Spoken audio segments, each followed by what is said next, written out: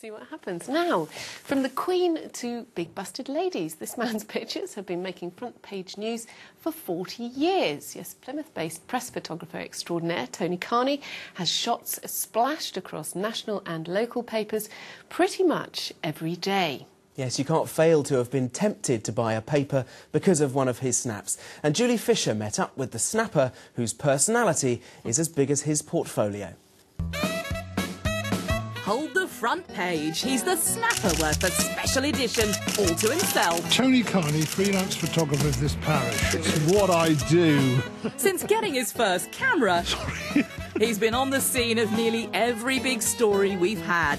It all started when he saw a sci-fi movie about a dashing young press photographer. It wasn't long before an excited Tone got his first byline. This scoop snap of a man in a Newton Abbot calf with a hawk taught him a harsh lesson. The paper was printed that night. I hadn't seen it, and I went in the chip shop to get some chips, and wrapped up in my chips was this picture of mine with a picture by Tony Carney, and I thought, your picture was chips in it. I thought that wasn't very good, was it? Is that all that happens to my efforts, you know?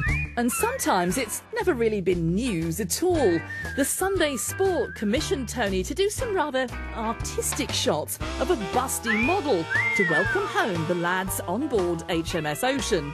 They said, well, we want you to write "Welcome home, lads" on her bosom. So I said to her, well, just take your top off, and she gave me this pen. And I very delicately wrote "Welcome home, lads" on In her. one go, or do you have to have a few goes? No, I thought if I make a spelling mistake, nobody's going to believe I'm rubbing this out because I spelt it wrong. It's not all glamour and excitement behind the lens, you know. Sometimes Tony spent days sitting in his car, just waiting for that shot. He spent 17 days outside James Hewitt's house in Bratton Clovelly at the height of the Princess Di scandal. And there's certain equipment you need. Is that for wiping the lens, is it? No. It's for wiping something, but not the lens. So what do you do? Well, what do you think you do with it?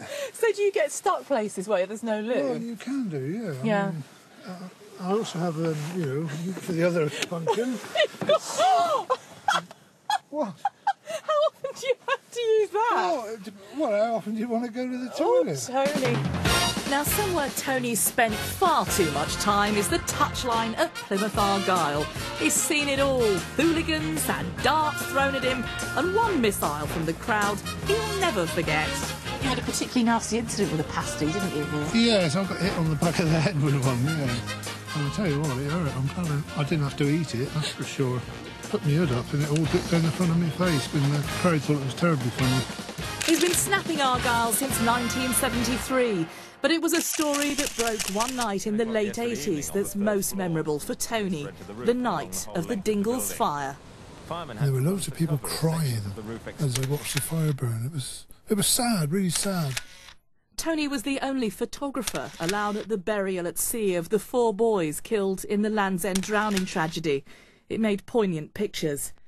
Tony's freelance now, and boy, how things have changed since he first started out.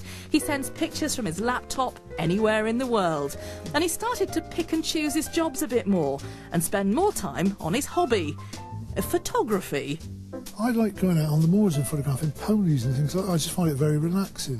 What happens to old press photographers then, eh? They don't grow old, they just go out of focus.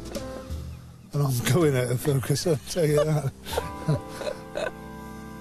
Oh, what an amazing life, amazing pictures as What well. a lovely character as well. I know. Fantastic man.